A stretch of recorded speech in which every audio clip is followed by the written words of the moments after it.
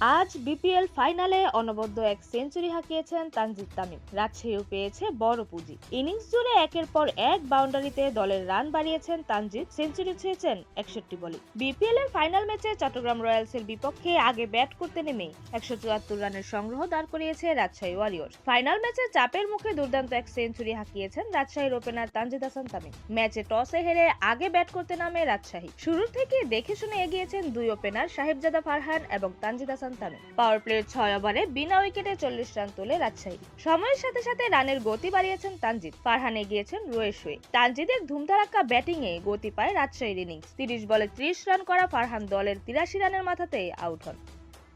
তিনে নেমে সাবলীল ব্যাটিং এ এগিয়েছেন কেইন উইলিয়ামসন। কৌশলী ব্যাটিং এ 50 ছুঁয়েছেন তানজিদ। 50-র পরেও চলেছে তাণ্ডব। ধুমধারাক্কা ব্যাটিং এ চট্টগ্রামের বোলারদের ছাল তুলেছেন তিনি। 50-র পর সেঞ্চুরির দিকে ছুটেছেন তানজিদ। 4 ছক্কার ফুলঝুরি ছুটিয়ে রান বের করেছেন তিনি। 15 বলে 24 রান করা উইলিয়ামসন থামেন দলের 130 রানের মাথাতে। তানজিদ ছুটেছেন 3 অঙ্কের ম্যাজিক ফিগারের দিকে। আগ্রাসী ব্যাটিং এ সেঞ্চুরির খুব কাছে চলেও যান তিনি। শেষ পর্যন্ত দারুণ এক সেঞ্চুরি ছুঁয়েছেন তানজিদ। উইলিয়ামসনের বিদায়ের পর 4-এ নেমেছেন জিমি নিশাম। দুর্দান্ত এক সেঞ্চুরি হাঁকিয়ে আউট হন তানজিদ। 61 বলে সেঞ্চুরি করা তানজিদ 62 বলে 100 রান করে সাজঘরে ফিরেছেন। শেষ দিকে নিশামের সাথে যোগ দেন নাজমুল হোসেন শান্ত। দুর্দান্ত রানিং বিটুইন দ্য উইকেটে রান বের করেছেন দুজন। ইনিংসের একদম শেষ বলে আউট হওয়া শান্ত 7 বলে করেছেন 11 রান। 6 বলে 7 রান করে টিকেছিলেন নিশাম। নির্ধারিত 20 ওভার শেষে 4 উইকেট হারিয়ে 174 রানের পুঁজি তোলে রাজশাহী ওয়ারিয়র্স। চট্টগ্রামের হয়ে 2টি করে উইকেট নেন শরীফুল ইসলাম এবং মুকিদুল ইসলাম মুগ্ধ।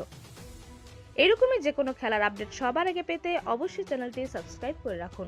ধন্যবাদ। প্লেবাজ নিউজ।